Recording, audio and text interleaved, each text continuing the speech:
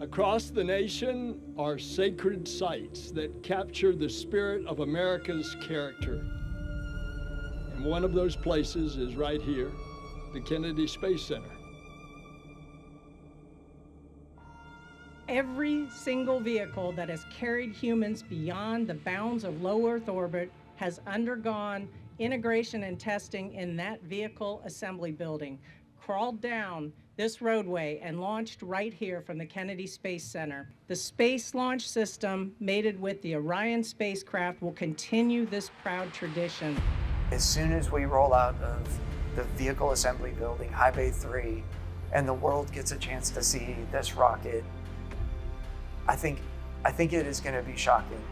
On March 17th, NASA took a giant step toward returning humanity to the moon. The fully assembled Space Launch System rocket and Orion spacecraft for the Artemis 1 mission made its debut outside the massive vehicle assembly building. We've seen the mobile launcher outside, and it's massive, but now add an over 300-foot rocket on top of it, it's just going to be amazing. Charlie Blackwell Thompson oversees the launch countdown, ultimately providing the go for launch. Entity, launch director, representing this team and all the men and women that have worked to make this day happen, I proudly give you a go to roll the Artemis launch vehicle to the pad. Ladies and gentlemen, the world's most powerful rocket right here.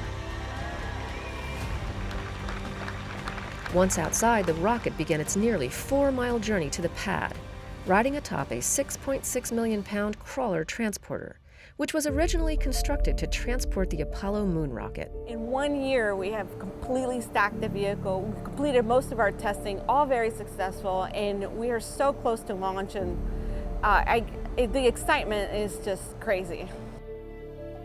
Now NASA's new moon rocket is making the same journey the Saturn V took 50 years ago. And just as all eyes are on the SLS tonight as it makes its journey, in a few short weeks, all eyes are going to be on the sky as it rocks the space coast and takes its maiden flight around the moon. It is amazing to see the culmination of all of this work of many years from many industries and many people that have come and go, to have a chance to then now see their work going over to the pad and then launching to go to the moon. The rocket is rolling to historic Launch Complex 39B. It's launch pad used for both Apollo and shuttle launches, sending hundreds of astronauts to space throughout the decades, and now on tap to send hundreds more as we return to the moon and venture beyond to Mars. But for this mission, there will be no astronauts on board. Before the uncrewed Artemis 1 stack can launch to our nearest celestial body, it has to travel to the pad for a wet dress rehearsal, a test to run the rocket, capsule, launch team, and launch pad through their paces, simulating a launch countdown. When we get to the pad team will be connecting all the interfaces between the pad and the mobile launcher so that we can go ahead and start our operations at the pad. So at that point, the launch director really takes over, and she will go down the sequence as if it was really a normal launch day. Wet dress rehearsal is essentially launch without a launch. It is really the reason we're doing it is to verify and validate all of the pieces that go into launch countdown. So wet dress is really our opportunity to find any issues or adjustments that we need to make in our launch countdown. For Artemis 1, the wet dress rehearsal is the final and most critical test before the rocket can return to the launch pad for liftoff to the moon. During the countdown, over 730,000 gallons of supercooled liquid propellants will be loaded into the rocket as part of the nearly 2-day launch countdown. We will configure all of the ground systems exactly the way we would for launch, and we will fully load the core stage and the interim cryopropulsion stage with their liquid fuels. That'll be the first time that that's been done from here at Kennedy Space Center. There have been pieces of these things done in multiple different areas. We've tested all of these systems in multiple different locations, but this will be the first time where we pull it all together and do all of it all in the same progression that we've got laid out for launch countdown. Wet dress is the biggest milestone we have aside from launch, because that means that the rocket is now put together, has been tested separately and together, and it is ready to go and be filled with fuel to simulate how we're going to do it at the pad, and then it tells us the rocket is ready to go for launch. And behind that wet dress rehearsal is a launch team made up of hundreds of engineers monitoring each system of the 320-foot-tall Artemis 1 rocket and capsule.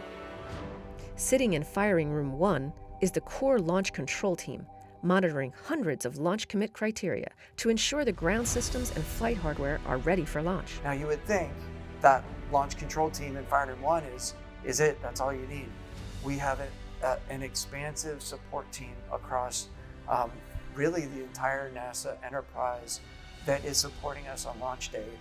And that support spans the entire nation, from additional systems engineers sitting in Kennedy's firing room 2, to the flight control team at Johnson Space Center in Houston, to the contractors responsible for designing and building each segment of the rocket and capsule.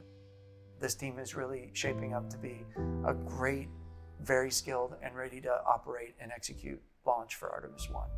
With the Artemis 1 launch team now fully certified and the wet dress rehearsal complete, SLS and Orion are ready for their final pit stop, returning to the VAB before venturing back to Launch Pad 39B for liftoff. I mean, we are going, and we're going together, and we're having an opportunity to do this in a new generation of space exploration in which I can say that I'm honorably a part of. You know, you come every day to the VAB and you see the rocket and you can't believe what we have accomplished. People throughout history have always explored, and you never know what you're going to learn. Exploration is not always about the destination, but it's the path that you travel, the things you learn along the way. And the things we're going to learn are going to be incredible. We can't even begin to understand what those are today. Our workforce has been a relentless spirit. We imagine, we build, we never stop pushing the envelope of what is possible.